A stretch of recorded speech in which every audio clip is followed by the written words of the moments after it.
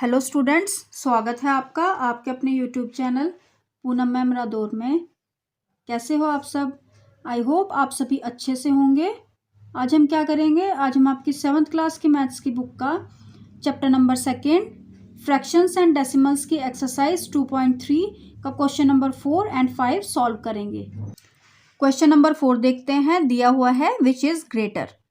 तो हमारे पास 2 पार्ट्स हैं। फर्स्ट पार्ट में दिया हुआ है 2/7 ऑफ 3/4 ग्रेटर है या फिर 3/5 ऑफ 5/8। तो आइए इसे सॉल्व करते हैं। तो सबसे पहले हम लेते हैं 2/7 ऑफ 3/4। तो इसे सॉल्व करते हैं। हम लिखेंगे 2/7, ऑफ की जगह मल्टीप्लाई का साइन लगाएंगे, उसके बाद हम लिखेंगे 3/4। तो देखिए यहाँ पर 2 और 7 नहीं कट हो रहे हैं और ना ही 3 एंड 4।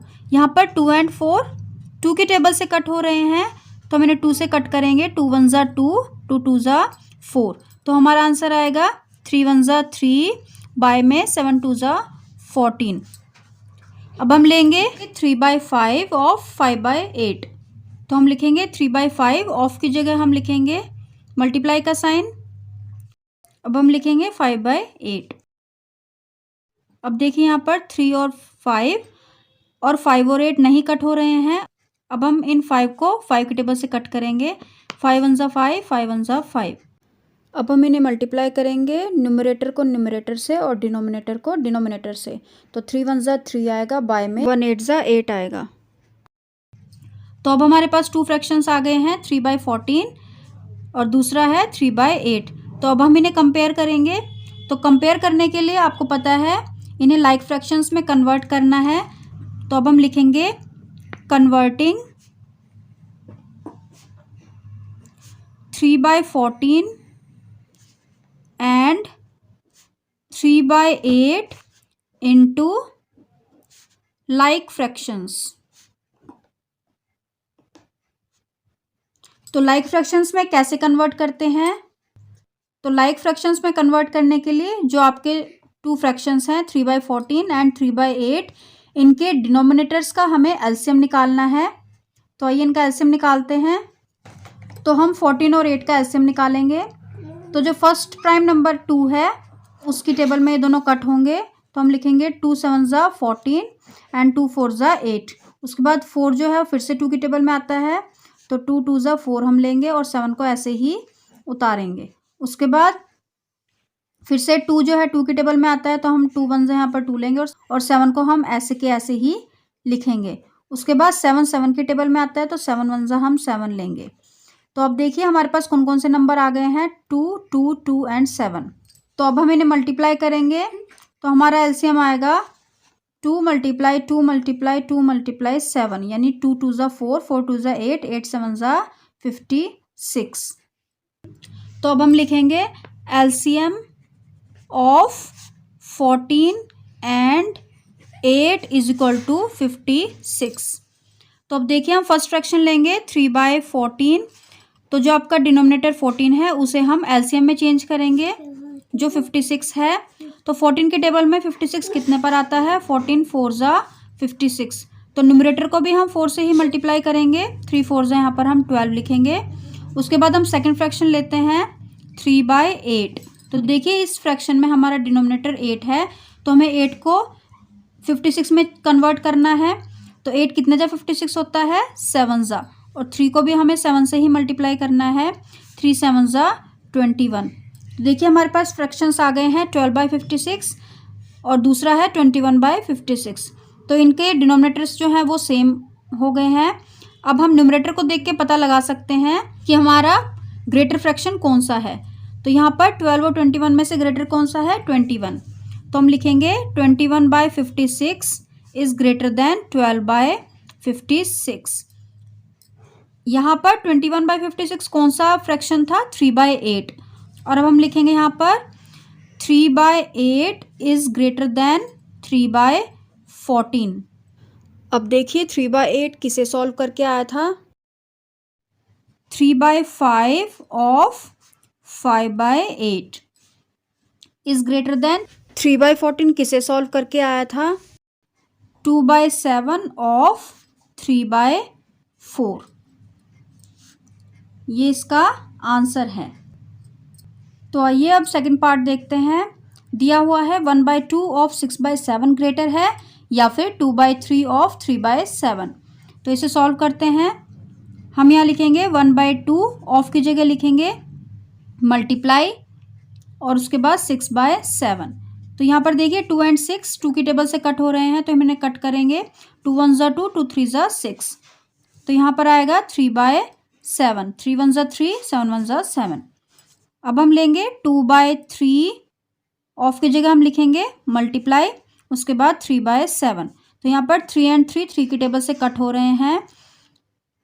3 1 ज़ा 3, 3 1 ज़ा 3। तो अब हम यहाँ पर लिखेंगे 2 1 ज़ा 2 बाय में 7 1 ज़ा 7। तो हमारे पास 2 फ्रैक्शंस आ गए हैं, 3/7 एंड 2/7।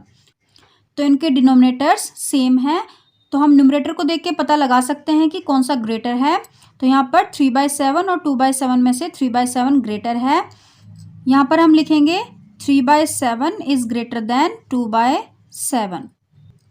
उसके बाद देखिए 3/7 की जगह हम लिखेंगे 1/2 of 6/7 is greater than 2/3 of 3/7। ये इसका आंसर है। आइए फिफ्थ क्वेश्चन देखते हैं। दिया हुआ है सैली प्लांट्स 4 सैपलिंग्स इन अ रो इन हर गार्डन। जो सैली है उसने 4 सैपलिंग्स यानी 4 छोटे छोटे प्लांट्स एक रो में अपने गार्डन में प्लांट किए हैं यानी लगाए हैं। The distance between 2 adjacent saplings is 3/4 metre. यानी उसने जो फर्स्ट सैपलिंग है और सेकंड सैपलिंग है उनके बीच में जो दूरी रखी है वो कितनी है, 3/4 मीटर। यानी उसने जो फर्स्ट सैपलिंग है उसको लगाने के बाद जो सेकंड सैपलिंग लगाया है वो 3/4 मीटर की दूरी पर लगाया है। Find the distance between the first and the last sapling. जो फर्स्ट पौधा है और जो लास्ट पौधा है उनके बीच में हमें डिस्टेंस निकालना है। तो आइए इसे सॉल्व करते हैं। तो यहाँ पर हम सबसे पहले देखते हैं कि क्या सिचुएशन है। देखिए यहाँ पर उसने 4 सैपलिंग्स लगाए हैं। ये है फर्स्ट सैपलिंग, ये है सेकंड, ये है थर्ड और ये है फोर्थ। तो यहाँ पर इनके बीच की जो दूरी है, जो फर्स्ट और सेकंड सैपलिंग की दूरी है वो कितनी है, 3/4 मीटर। यानी यहाँ से यहाँ तक की दूरी है 3/4 मीटर और यहाँ से यहाँ तक की भी 3/4 मीटर और यहाँ से यहाँ तक की भी 3/4 मीटर। तो देखिए यहाँ से हमें पता लग रहा है कि हमारे गैप जो है वो कितनी बार रिपीट हो रहा है, 1 2 एंड 3। तो जो 3/4 है उसे हम 3 से मल्टीप्लाई करेंगे। तो हम यहाँ पर लिखेंगे gaps between first sapling and last sapling is equal to 3 times. यहाँ पर हम लिखेंगे length of one gap is equal to 3/4 metre. अब हमें फाइंड आउट करना है कि फर्स्ट और लास्ट सैपलिंग के बीच में कितना डिस्टेंस है। तो यहाँ पर हम लिखेंगे distance between first and last sapling is equal to 3 × 3/4। यानी हमने 3 टाइम्स को 3/4 से मल्टीप्लाई किया है, यानी 3/4 3 टाइम्स रिपीट हुआ है। तो हमारा आंसर आएगा, यहाँ पर हम 3 के नीचे 1 लगाएंगे। उसके बाद देखिए हमारे नंबर्स नहीं कट हो रहे हैं, तो हम इन्हें मल्टीप्लाई करेंगे न्यूमरेटर से न्यूमरेटर को, डिनोमिनेटर से डिनोमिनेटर को। तो यहाँ पर लिखेंगे 3 3 ज़ा 9 बाय 1 4 ज़ा 4। तो 9/4 मीटर इसका आंसर है। और हम इसे, क्योंकि ये इम्प्रॉपर फ्रैक्शन है, इसे हम मिक्स फ्रैक्शन में भी कन्वर्ट कर सकते हैं। तो 9 को हम 4 से डिवाइड करेंगे। तो आइए 9 को 4 से डिवाइड करते हैं। हम यहाँ लेंगे 4 2 ज़ा 8 और यहाँ पर हमारा रिमाइंडर 1 आएगा। अब हम इसे क्लॉकवाइज फॉर्म में लिखेंगे। 4 जो डिनोमिनेटर है उसे हम नीचे ही लिखेंगे, उसके बाद कोशेंट साइड में और जो रिमाइंडर है उसे ऊपर लिखेंगे। तो 2 1/4 मीटर इसका आंसर है। तो जो फर्स्ट सैपलिंग है और जो लास्ट सैपलिंग है उनके बीच में टोटल कितना गैप आया है, 2 1/4 मीटर। आई होप आपको आज का लेक्चर समझ आ गया होगा। बाकी के क्वेश्चंस हम अगले लेक्चर में करेंगे। अपनी सेहत का ख्याल रखिएगा। Till then goodbye, take care.